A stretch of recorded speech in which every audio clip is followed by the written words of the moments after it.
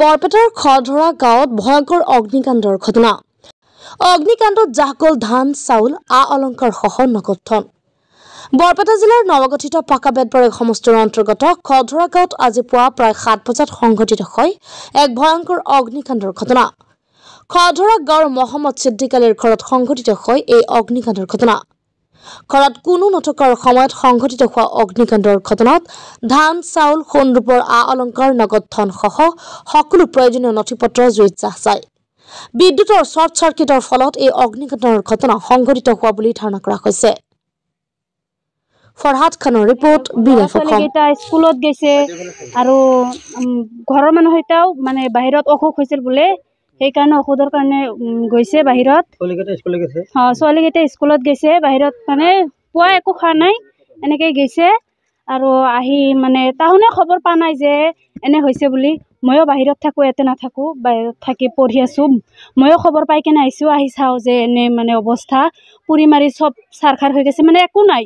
ঘৰত যি কাগজ পাতি আছিল, মানে ঘৰৰ দলিল চলিল আছিল, চব শেষ হৈ গৈছে। মানে ঘৰত থকা খোৱা কোনো বস্তুৱে নাই, ঘৰটোৱে শেষ, একো নাই, মানে চব শেষ হৈ গৈছে। জুই হৈছিল মানে মোৰ দেউতাই অকলে ঘৰত আছিল, শুই আছিল, ঘৰটো তালা মাৰা আছিল। পিছত গাঁৱৰ মানুহে আহি ঘৰ তালাটো ভাঙছে, ভাঙি কেনে ঘৰত যাই বচাব নোৱাৰলাক আৰু মানে কোনেও মানে সন্মুখত যাব পৰা নাই। মানে আনুমানিক মানে একোৱে নাই।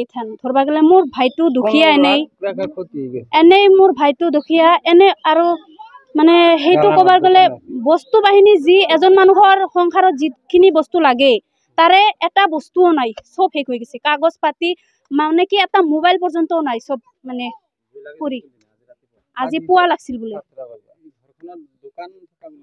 দোকান আছিল, এটা ডাঙৰ দোকান আছিল।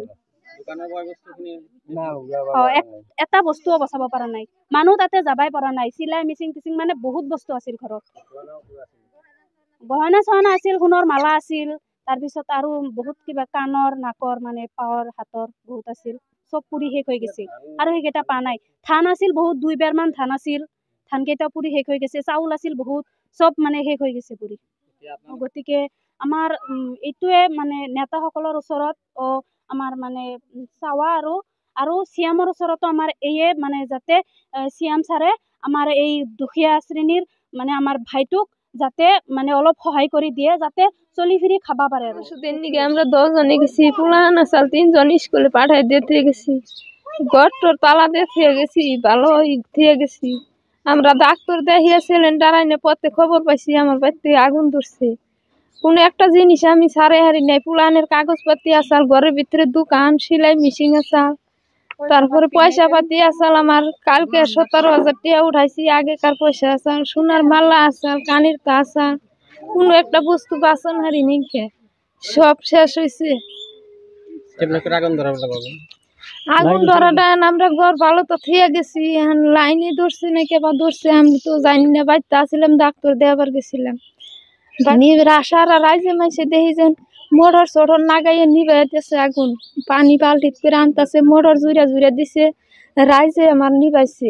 কিন্তু জিনিসটি করা হার নাই, ঘর তালা মারা আসাল, কোনো একটা জিনিস বাঁচে আর নাই। একটা কাগজপাতি গয়না কাটি দোকানের একটা মালও আমার নাই, ভিতরে আনেরা দেখুন কোনো কিছুই নাই, সব শেষ।